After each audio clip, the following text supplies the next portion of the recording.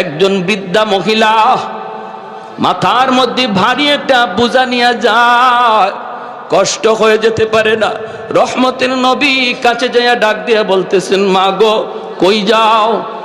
মহিলায় কয়, বাবা তুমি শুনো নাই? বলে কি? কয় মক্কা মুহাম্মদ দখল করে নিয়েছে, এই মক্কা মুহাম্মদ দখল করে নিয়েছে, তুমি বুঝি শুনো নাই?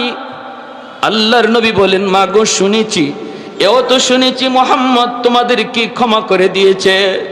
মহিলায় কয়, না রে বাবা, তুমি মুহাম্মদ রে চিনো না। মুহাম্মদ রক্তপাত পছন্দ করে, খুব গরম মানুষ। মুহাম্মদ মারামারি কাটাকাটি বেশি পছন্দ করে, এজন্য বদলা নিবেই নিবে, তাড়াতাড়ি জান বাঁচাও। আল্লাহর নবী তখনও নিজের পরিচয় নবী দেন না।